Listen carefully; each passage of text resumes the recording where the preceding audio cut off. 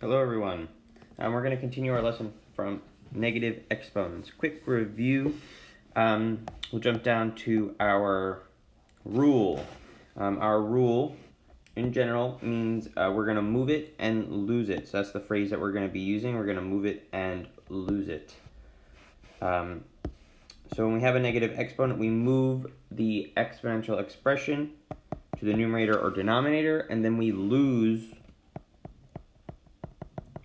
that negative sign. So for example, in that first, we have x to the negative 2. We move it to the denominator, and it becomes a positive 2. 3 to the negative third moves to that denominator, and it becomes 1 over 3 to the third.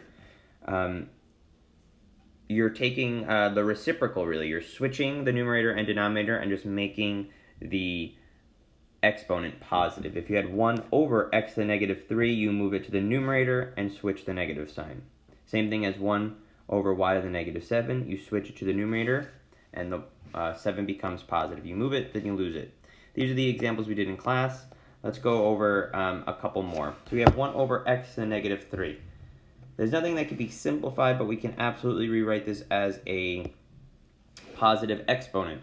Since x to the negative 3 is in the denominator, we can move it to the numerator, and we switch the numerator with the denominator, and we get x to the negative 3 over, x to the third over 1. We lose that negative, so we have x to the third power. Next we have 6. Something with 6 is a little bit more complicated because there's a lot more going on.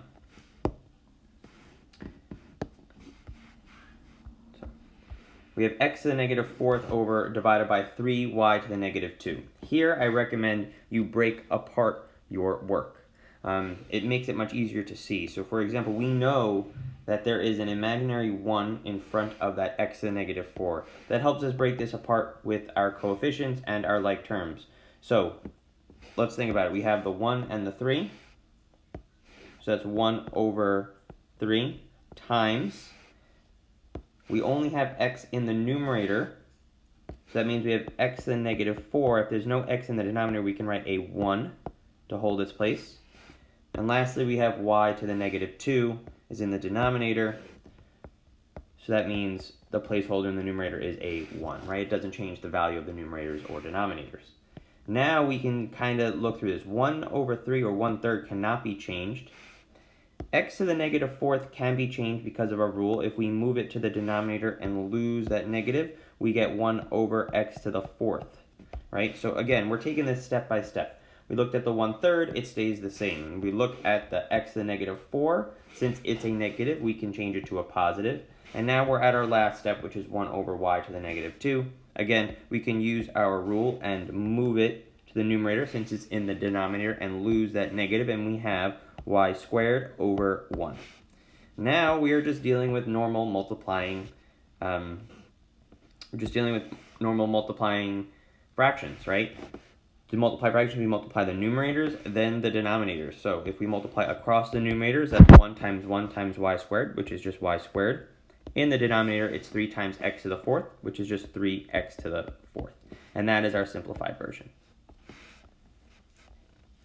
Let's keep it moving. Here in 5, it's similar. So again, we look at our coefficients. 3, there's none in the denominator, so we can rewrite that as 3 over 1. Then we have our x's, and it's just x squared, and there's no x's in the denominator, so it's just x squared over 1. And then we look at our y's, which is our next variable, which is just in the denominator, but not in the numerator, so we're left with 1 over y to the negative 2.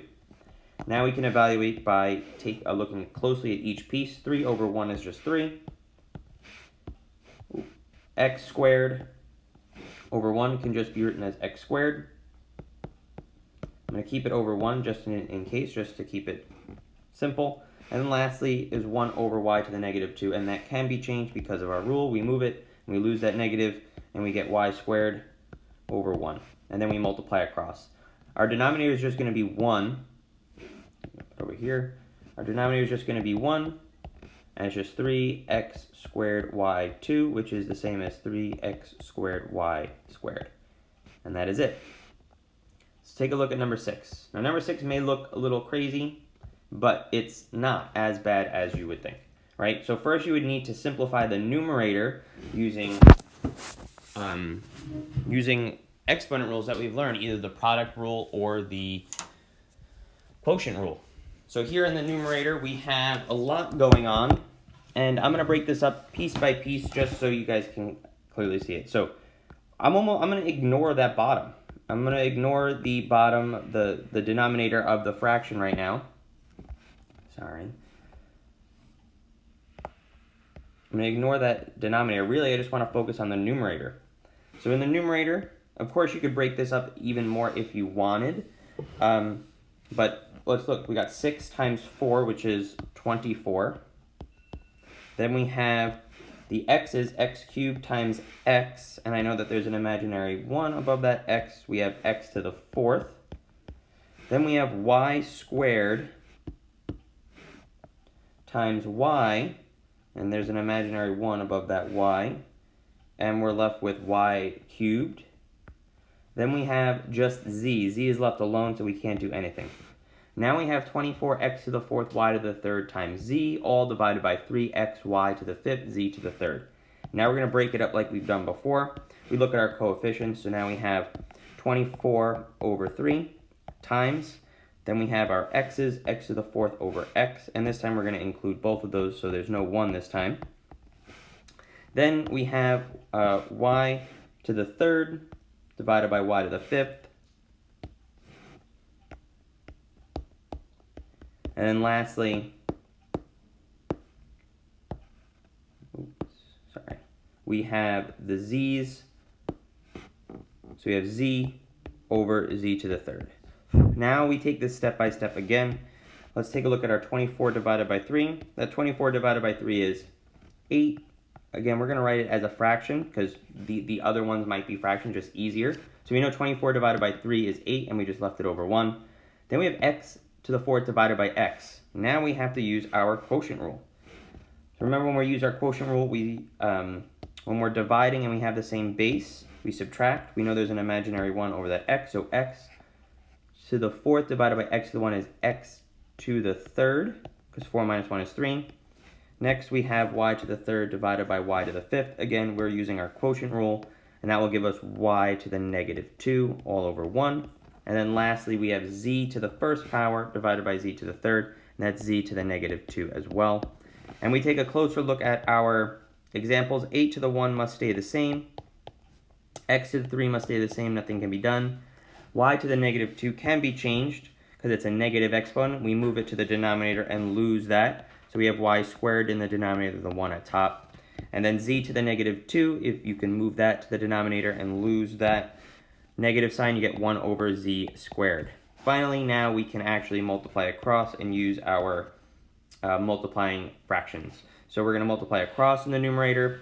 We have 8x cubed, because 8 times x cubed times 1 is 8x cubed, all over our denominator. We have 1 times y squared times z squared, which is just y squared z squared. Remember, we don't combine, like they just kind of squeeze together, and that is our final answer. Great. Let's take a look at number 7. Same idea here. We need to simplify before we kind of convert. So I recommend using the quotient or product rule before doing any conversion. It's going to be much easier on your end, right? So here, can I simplify anything? And yes, the answer is yes. We have x to the 4th times x. So we're left with 3. This is the product rule because we are multiplying now. So we're going to add our exponents. So x to the negative 3 y squared. And now we can kind of rewrite this the way we've been doing it. 3 over 1 times x to the negative 3 over 1 times y squared over 1. And now we can kind of analyze further. 3 over 1 stays 3 over 1. X to the negative 3, we can move it and lose it because there's a negative exponent there. So we have 1 over x to the 3rd times, same thing, not the same thing, sorry, y squared is positive, so that stays the same, over 1. Now we can multiply across. We have 3 times 1 times y squared, which is 3y squared. And in the denominator, we have 1 times x cubed times 1, which is x cubed. Fantastic. And lastly, we have something that we have another problem. We'll just take this step by step. So something that we can do is write everything as a fraction. This might be a little bit easier. So in the numerator, we have 3 times negative 2x to the negative 2, y to the 4th, all over y. Now in the numerator, I can see that I can multiply my 3 times negative 2, which is negative 6x to the negative 2, y to the 4th, all over y. And I can break this up further. We have negative 6 over 1 times x to the negative 2 over 1 times y to the 4th over y. And see if we can simplify any further. Well, negative 6 over 1 just stays negative 6 over 1. X to the negative 2 can be changed because there's a negative exponent. We move it and we lose it, 1 over x squared. And lastly, y to the 4th divided by y, we can write as y to the 3rd because of the quotient rule over 1. And again, we can multiply across, so we have negative 6y cubed divided by x squared. Really, the key here is to take your time. Break it apart and then analyze from there. So I would simplify like we always have. Use the product rule or the quotient rule first, and then when you have a negative exponent, then you can change it. I wouldn't change it first. That can get a little confusing, okay? Plus, sometimes you will double back and you'll have to start over. This is your classwork for today. These 8 questions on loose leaf. Scan it, attach it, and you are good to go. Have a wonderful weekend, and see you